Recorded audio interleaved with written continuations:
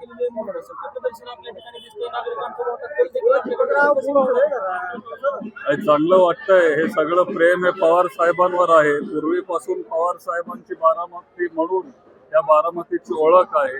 आता आपण अमराई परिसरात आहोत. इथं आमच्या अख्ख्या कुटुंबाचं सगळं लहानपण इथं गेलंय. मी पण इथं लहानपणी यायचो. आमचं घर पण इथं अमराई या परिसरातच आहे. इथं आपण 4 उमेदवार दिलेत वॉर्ड नंबर 13 आणि 14 मध्ये, आणि आपल्याला खूप चांगला प्रतिसाद तसा तिथं बघायला मिळतोय. कारण आताचे जे नगरसेवक आहेत ज्यांना लोकांनी संधी दिली, अनेक वर्ष 15-20 वर्ष लोकांनी त्या लोकांना संधी दिली, पण अमराई परिसरात आणि इतर वॉर्डमध्ये पण बारामतीच्या त्या नगरसेवकांनी काहीच काम केलं नाहीये. आणि त्याच्यामुळे लोकांनी ही निवडणूक हातात घेतलेली आहे. त्यांनी ठरवलंय की बारामतीमध्ये नगरपालिकेत परिवर्तन आपल्याला करायचंय. चांगल्या नगरसेवकांना आपल्याला तिथं निवडून द्यायचे, जे सुशिक्षित आहेत, जे काम करू शकतात, जे लोकांमध्ये राहणारे आहेत आणि जे लोकांच्या प्रश्नाची जाणीव ठेवून आहेत, अशा नगरसेवकांना तिथं मदत करायची आहे. आणि लोकांनीच ही निवडणूक हातात घेतलेली आहे. आमच्या सगळ्या उमेदवारांना तुमच्या माध्यमातून मी लोकांना विनंती करतो की जर तुम्ही निवडून दिलं तर मग ते आत्ताच्या नगरसेवकांपेक्षा खूप चांगलं काम करून दाखवतील. फक्त एक संधी तुम्ही देऊन बघा. प्रचाराला खऱ्या अर्थाने 2 दिवस उरले आहेत. कशा पद्धतीने प्रचार केला जाणार आहे? सांगता सभेला कोण कोण उपस्थित आहे? आता सांगता सभा आपली उद्या आहे. शेवटचा दिवस उद्याचा आहे आणि 20 तारखेला मतदान आहे. सांगता सभेला आपले जे राष्ट्रवादी काँग्रेसचे जे प्रदेश अध्यक्ष आहेत शशिकांत शिंदे साहेब, ते स्वतः इथे येणार आहेत. आपले युवक अध्यक्ष मेहबूब भाई शेख ते पण इथे असणार आहेत. आपल्या बारामती तालुक्याचे सगळे नेते असणार आहेत आणि इतर पक्षाचे पण सगळे नेते, वंचित बहुजन आघाडी असेल, शिवसेना, काँग्रेस, सगळे जे अपक्ष उमेदवार जे आमच्या सोबत आहेत, आमच्या आघाडी सोबत आहेत, असे आम्ही सगळे मिळून उद्या आपली सभा पार पाडणार आहे. अजून कोणकोणते मुद्दे घेऊन दादा तुम्ही नागरिकांपर्यंत जात आहात? काय काय नेमके मुद्दे आहेत? बारामतीमध्ये मुद्दे अनेक आहेत, पण महत्वाचे मुद्दे म्हणजे पाणीपट्टीचा मुद्दा आहे, घरपट्टीचा मुद्दा आहे. सांगता सभेला पण मी काही मुद्दे तिथं ठेवलेले आहेत. तुम्हाला सगळ्यांना विनंती करतो की तुम्ही तिकडे या. तिकडे नवीन आम्ही काय करणार आहे किंवा लोकांना आश्वासन आम्ही काय देणार आहे येणाऱ्या 5 वर्षासाठी. जर लोकांनी आम्हाला मदत केली तर पाणीपट्टी आणि घरपट्टी ही आम्ही थांबवू, हे आमचं पहिलं तिथं आश्वासन असणार आहे. आम्ही लोकांची कामं तिथं करणार आहे. आज सुद्धा लोकांना बाहेर आंघोळी करावे लागतायत.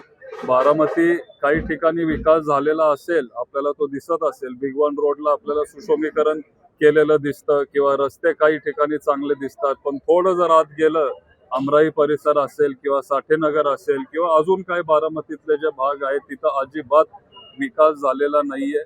आणि जे तिथले स्थानिक नगरसेवक आहेत ती त्यांची जबाबदारी होती. एवढे वर्ष त्यांच्यावर लोकांनी विश्वास ठेवला, काहीतरी त्यांनी तिथं करायला पाहिजे होतं. त्यांनी लोकांचं मत हे गृहीत धरलं. 10, 15, 20 वर्ष त्यांनी काहीच केलेलं नाहीये आणि त्याच्यामुळं आमच्या उमेदवारांना तुम्ही संधी द्या, ते तिथं चांगलं काम करून निश्चित दाखवते.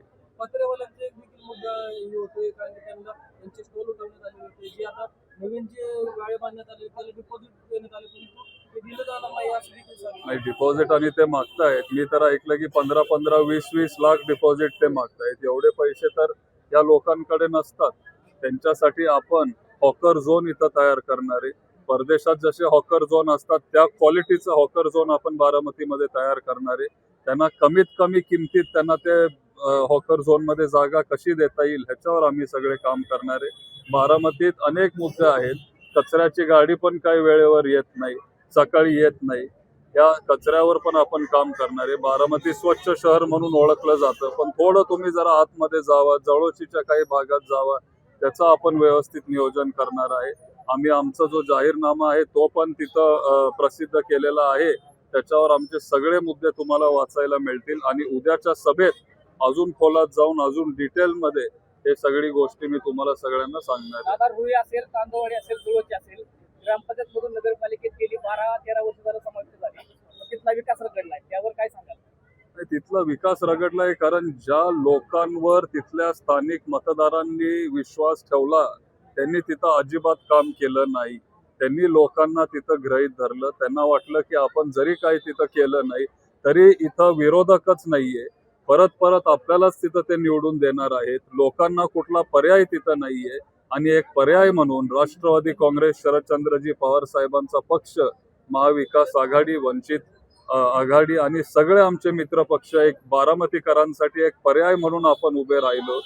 काय आहे, बारामतीमध्ये किंवा कुठेही लोकशाहीमध्ये एक विरोधक तिथं असला पाहिजे. बारामतीच्या जनतेसाठी हे फायद्याचं असतं आणि विरोधातली लोक पण तिथं निवडून दिली पाहिजे, तिथं आतमध्ये गेली पाहिजेत. मगच तिथं डिबेट होऊ शकतं आणि लोकांचे प्रश्न तिथं मार्गी लागू शकतात. आणि ह्याच्यासाठी आमचा प्रयत्न तिथं असणार आहे.